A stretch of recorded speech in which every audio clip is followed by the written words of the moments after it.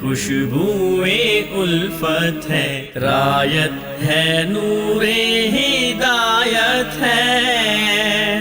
ذہنوں کی اطرت ہے، ہر دل کی۔ السلام علیکم ورحمۃ اللہ وبرکاتہ۔ ناظرین، مکہ مدینہ اور مدینہ منورہ کا خطبہ دونوں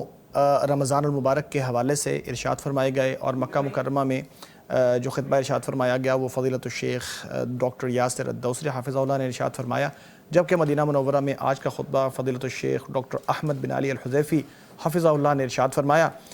دونوں نے تقریباً ملتی جلتی باتیں کی، کیونکہ موقع رمضان المبارک کا آخری حصہ ہے اور رمضان المبارک ختم ہو رہا ہے، اور اللہ تبارک و تعالیٰ کی خوشنودی کے حوالے سے بہت ساری باتیں انہوں نے کی، اور بتایا کہ رمضان کو ختم کرنے کا کیا طریقہ ہے اور اس میں ہمیں کن چیزوں کا اہتمام کرنا چاہیے۔ تو جیسا کہ خطبے شروع ہوتے ہیں مکہ مکرمہ کے اور مدینہ منورہ کے، اور عموماً اللہ تبارک و تعالیٰ کے تقوی کی تلقین سے، تو دونوں خطبہ نے شروع پہ اللہ تبارک و تعالیٰ کا تقوی اختیار کرنے کی تلقین فرمائی ہے،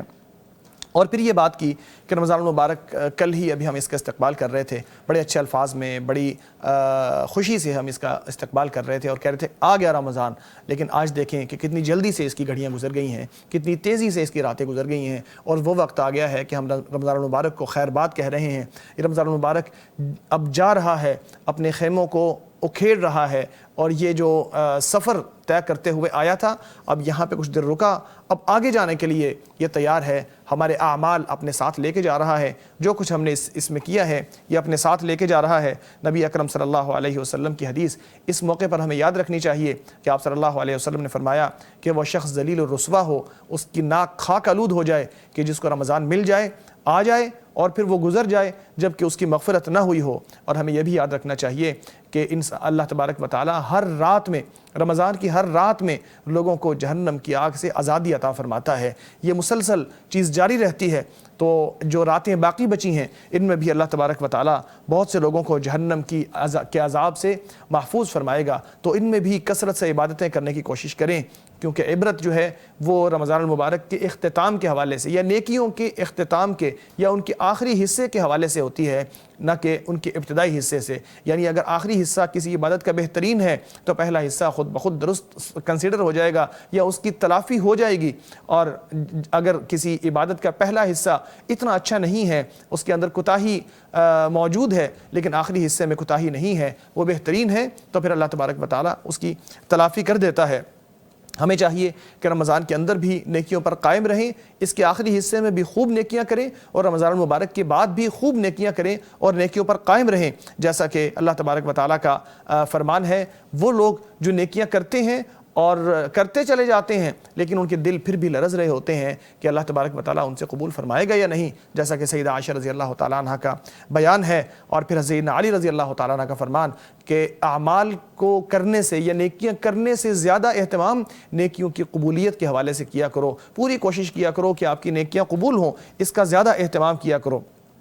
اللہ تبارک و تعالیٰ نے لوگوں کو یہ بھی بتایا ہے کہ نیکیاں ختم کبھی نہیں ہوتی جب تک انسان کی موت کا وقت نہ آ جائے، جب تک زندگی ہے، جب تک یہ سانس جاری ہے، جب تک یہ دل دھڑکتا ہے، انسان کو نیکی میں لگے رہنا چاہیے۔ وَاعْبُدْ رَبَّكَ حَتَّى يَأْتِيَكَ الْيَقِينُ، جب تک موت نہ آ جائے تب تک نیکی میں لگے رہو، اللہ کی عبادت میں لگے رہو۔ اسی طرح فرمایا فَإِذَا فَرَغْتَ فَانْصَبْ، جب کسی عبادت سے فارغ ہو تو دوسری عبادت شروع کر لو، اللہ تبارک و تعالیٰ کے سامنے کھڑے ہو کے عبادتیں شروع کر دو۔ تو جیسے ہی مسلمان رمضان المبارک کی عبادت کو ختم کرتا ہے تو اس کے ساتھ کسی دوسری عبادت کو شروع کر لیتا ہے، اور یہ قبولیت کی علامت بھی ہے۔ سیدہ عائشہ رضی اللہ تعالیٰ عنہ بیان کرتی ہیں کہ رسول اللہ صلی اللہ علیہ وسلم کے اعمال ہمیشگی والے تھے، جو بھی عمل کرتے اس کو ہمیشگی کے ساتھ کرتے، ایک مرتبہ کسی نیکی کو شروع کر لیا تو مسلسل ساری زندگی اس کے اوپر قائم رہے اور مسلسل نیکیاں کرتے رہے۔ پھر یہ بھی فرمایا کہ اس رمضان المبارک کے آخری حصے میں ہمیں کثرت سے دعائیں کرنی چاہیے، یہ وہ راستہ ہے جو اللہ تبارک و تعالیٰ کا قرب دلاتا ہے، یہ وہ رسی ہے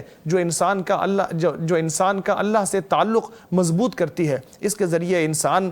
کامیابی حاصل کرتا ہے، یہ مسلمان کا اسلحہ ہے جس کے ذریعے مسلمان ساری کامیابیاں حاصل کرتا ہے۔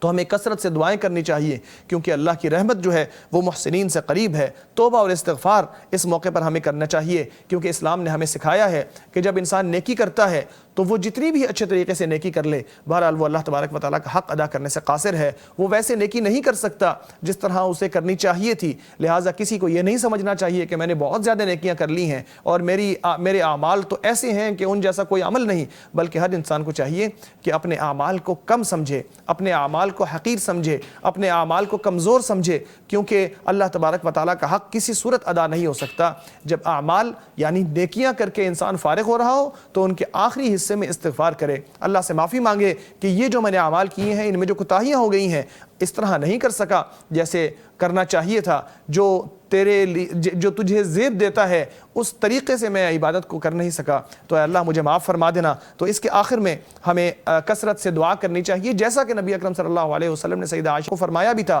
کہ جب لیلۃ القدر مل جائے تو یہ دعا کیا کرو، اللہم انک عفو تحب العفو فاعف عنی، اے اللہ تو معاف فرمانے والا ہے، معافی تجھے پسند ہے، لہٰذا تو مجھے معاف فرما دے۔ یعنی جب رمضان المبارک میں ساری عبادتیں کی اور اس کا آخری حصہ آ گیا لیلۃ القدر کی تلاش میں، تو اللہ تبارک و تعالیٰ سے معافی مانگی کہ اللہ اس رمضان میں جو کچھ بھی میں نے کیا ہے اے اللہ اس کو معاف فرما دے۔ پھر اس خطبے کا، دونوں خطبوں کا ایک اہم حصہ صدقہ فطر یا زکوٰۃ الفطر یا فطرانے کے حوالے سے تھا۔ یہ تینوں چیزیں، یہ تینوں نام ایک ہی چیز کے ہیں، فطرانے کے ہی تینوں نام ہیں۔ اسے زکوٰۃ بھی کہا جاتا ہے اور اسے صدقۃ الفطر بھی کہا جاتا ہے۔ نبی اکرم صلی اللہ علیہ وسلم نے ہر مسلمان کے اوپر یا ہر انسان کے اوپر فرض کیا ہے جو مسلمان ہو،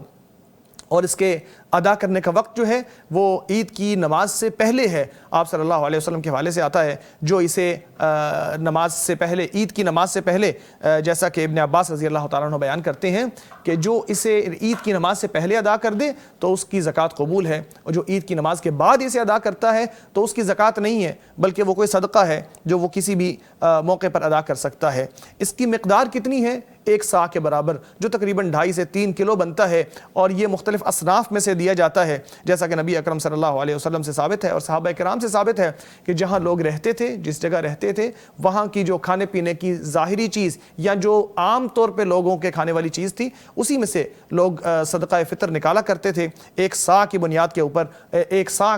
کی مقدار کے مطابق۔ تو نبی اکرم صلی اللہ علیہ وسلم سے یہ چیز ثابت ہے، اس کو ادا کرنا چاہیے۔ اور پھر عید کے دن کے حوالے سے خطبہ میں یہ بھی بات آئی کہ اس میں اللہ تبارک و تعالیٰ کی کبریائی بیان کرنا چاہیے، تکبیرات پڑھنا چاہیے، جیسا کہ اللہ تبارک و تعالیٰ نے قرآن کریم میں رمضان المبارک کا ذکر فرمایا اور فرمایا کہ لِتُكْمِلُوا الْعِدَّةَ، تاکہ تم اس کی گنتی پوری کر لو، اور اللہ تبارک و تعالیٰ کی کبریائی بیان کرو کہ اس نے آپ کو ہدایت عطا فرمائی ہے، اور تاکہ تم شکر گزاری اختیار کرو۔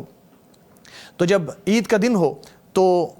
تکبیرات بھی پڑھنی چاہیے، اور عید کی نماز کے لیے صاف ستھرے ہو کے بہترین لباس پہن کے جانا بھی چاہیے۔ اور پھر نبی اکرم صلی اللہ علیہ وسلم کی یہ سنت کہ جب آپ عید کے دن عید پڑھنے کے لیے نکلتے یا پڑھانے کے لیے نکلتے تو جانے سے پہلے چند کھجوریں کھا لیتے، اور یہ کھجوریں آپ صلی اللہ علیہ وسلم طاق تعداد میں کھایا کرتے تھے۔ تو یہ عید کی سنتیں ہیں، اور جیسے عید گزرے تو پھر شوال کے روزے آ جاتے ہیں، جیسا کہ نبی اکرم صلی اللہ علیہ وسلم نے طریقہ مسلمانوں کو بتایا ہے کہ جو رمضان المبارک کے روزے رکھتا ہے اس کے بعد شوال کے مہینے میں بھی 6 روزے رکھتا ہے، تو گویا کہ اس نے سارے سال کے روزے رکھ لیے۔ تو سارے سال کے روزے رکھنے کے لیے یا سارے سال کے روزوں کا اجر پانے کے لیے رمضان المبارک کے روزے رکھنے کے بعد شوال کے 6 روزے بھی ادا کرنا چاہیے۔ جو بندہ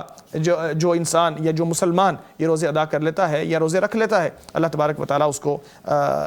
اجر سے نوازتا ہے اور سارے سال کے روزوں کا اجر عطا فرما دیتا ہے۔ پھر ہمیں نیکیوں کے اوپر ثابت قدم رہنا چاہیے، کیونکہ یہ قبولیت کی علامت ہے۔ جو بندہ اپنے دل میں دیکھے کہ رمضان کے آخر میں وہ نیکی کی طرف آگے بڑھ رہا ہے، اس کا ایمان کا لیول رمضان المبارک کے شروع کی نسبت، ابتدا کی نسبت اب بہت زیادہ ہو گیا ہے، تو وہ قبولیت کی علامت ہے۔ اسے خوش ہونا چاہیے، اللہ کا شکر ادا کرنا چاہیے، اور جو دیکھے کہ دل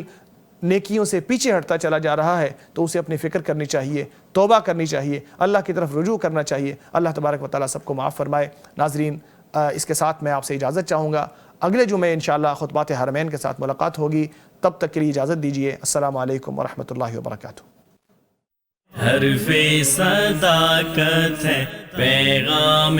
قرآن و سنت ہے، رنگ